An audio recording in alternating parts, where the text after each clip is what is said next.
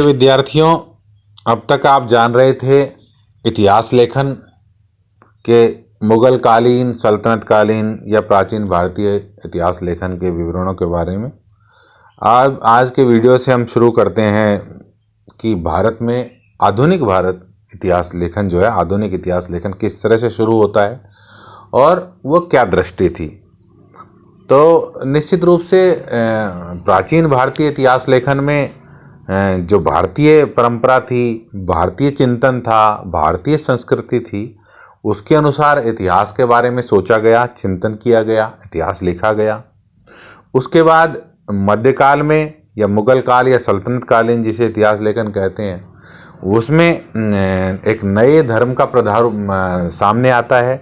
उसके अनुसार संस्थाएं बदलती हैं, उसके अनुसार जो है एक प्रशासन बदलता है और एक चिंतन बदलता है और उसी आधार पर तत्कालीन इतिहास लेखन जो किया गया और हुआ, और उसको हमने अपने वीडियो के माध्यम से समझा।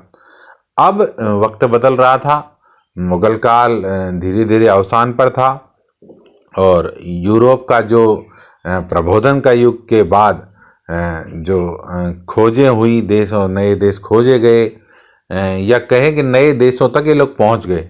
ये भी अपने आप में कई बार विरोधाभास की बात होती है कि क्या इन देशों को खोजा गया या कि देश ही धरती पर विद्यमान नहीं थे। तो कहते हैं कि विद्यमान तो थे, लेकिन एक तरह से जो दूसरी दुनिया थी, यूरोपीय दुनिया थी, उसका परिचय इन देशों से हुआ इस युग के बाद।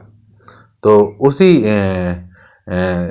स्थिति में कई विदेशी कंपनियां भारत आती हैं व्यापार वाणिज्य के लिए, और अंततः ईस्ट इंडिया कंपनी ही जो है मुख्य रूप से भारत में रुक जाती है, एक लंबा समय तक शासन करती है।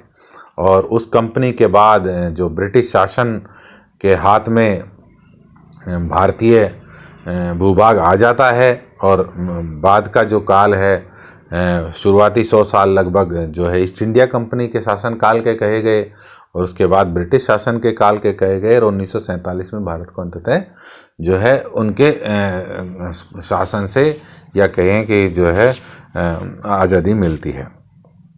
तो ऐसी स्थिति में यूरोपीय दृष्टिकोण से जो वहाँ इतिहास लेखन की एक परंपरा थी, उसका प्रभाव भी भारतीय जो है जनमानस पर, भारतीय चिंतन पर, भारतीय संस्थाओं पर पड़ता है।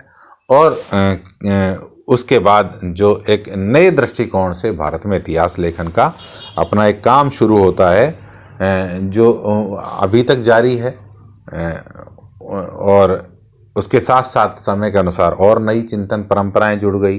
कुछ पुरानी चिंतन परंपराओं को खोजा, वापस जो है एक तरह से प्रकाश में लाया गया, वापस उसका प्रसार किया गया। तो अपने अपने तरह की जो है चिंतन परंपराएं इतिहास लेखन को लेकर जारी रहती हैं, जारी रहेंगी, और अपने अपने चिंतन के अनुसार व्यक्ति जो है इतिहास लेखन का कार्य पहले भी करता रहा है, आज भी कर रहा है, और आगे भी शायद हमेशा करता रहेगा। तो सामान्य रूप से यूरोप के इतिहास में आधुनिक काल का जो प्रारंभ 15वीं 16वीं शताब्दी के पुनर्जागरण एवं मानवतावादी चिंतन से माना जाता है। इतिहासकारों ने यूरोप में 5वीं शताब्दी ईस्वी से 14वीं शताब्दी तक के काल को मध्य युग कहा है।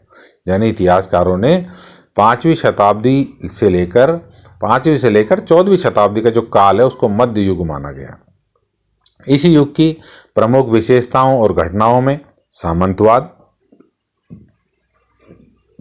इस्लाम का उदय, स्पेन पर अरबी मुसलमानों का अधिकार हो जाना, 200 वर्षों से अधिक लड़ा गया धर्म युद्ध, पवित्र रोमन साम्राज्य की स्थापना, बैजेंटाइन साम्राज्य का उत्कर्ष आदि प्रमुख रही। यद्यपि यह कहा जाता है कि मध्यकाल एक अंधकारमय युग था, किंतु 11वीं-12वीं शताब्दी से यूरोप में ज्ञान का जो है प्रकाश प्रारंभ होता हुआ देखा जा सकता है।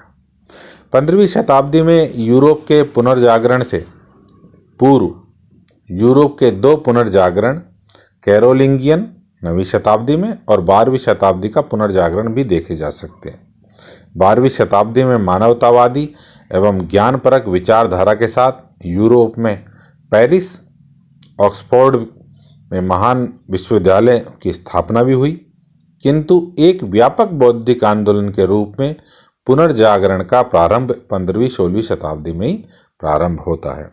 16वीं शताब्दी में सर्वप्रथम इटली वासी यानी इटली के रहने वाले वैसारी ने वास्तुकला के क्षेत्र में होने वाले परिवर्तनों के लिए रिनासिता शब्दावली का प्रयोग किया।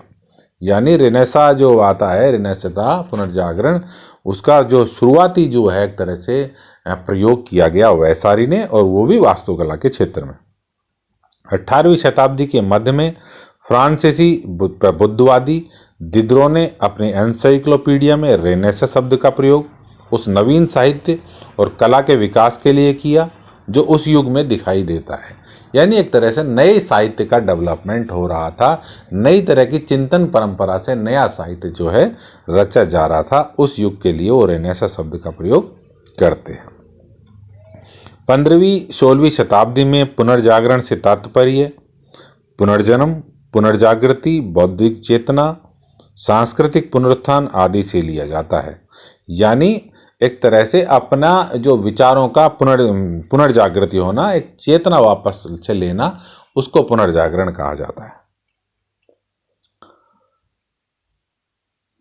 इस पुनर्जागरण ने कला और साहित्य के विविध आयामों को मानवतावादी विचारधारा के आधार पर गहराई से प्रभावित किया। यानी चीज़ें वही थी, लेकिन सब चीज़ों को करने का, लिखने का, किसी भी कला के प्रति जो है कला का विकास है, वह सब उसमें क्या आ गया, मानवतावादी चिंतन आ गया। तो मानवतावादी चिंतन के आधार पर ही कुल मिला के ये चीज़ें जो है रची जा रही थी, बनाई जा रही थी। फ्रांसीसी इतिहासकार जूलियस मिशलेट के अनुसार पुनर्जागरण की व्याख्या 2 आयामों, दुनिया की खोज और मानव की खोज के रूप में की जा सकती है। मिशलेट का दुनिया से भौगोलिक खोजों से रहा तथा मानव की खोज से आदि मानवतावादी विचारधारा के उत्कर्ष से रहा है। यानी ये बताने का प्रयास किया गया कि पुनर्जागरण के युग में 2 तरह की चीज़ें स्पेशल हुई कि हम एक तरफ तो टेक्नोलॉजी या तकनीक से और लैस हुए, हमने संचार के आवागमन के साधन और विकसित कर लिए। उन साधनों की वजह से हम नई भौगोलिक खोजें कर पाए, नई जो हैं धरती के स्थानों का पता लगा पाए, या एक दूसरे से हम उसका परिचय कर पाए। और दूसरा, हमारे चिंतन में जो है मानवतावादी विचारधारा ने प्रवेश किया और जो आज तक जारी है, जिसे और भी ज़्यादा और आगे बढ़ाए जाने की ज़रूरत है।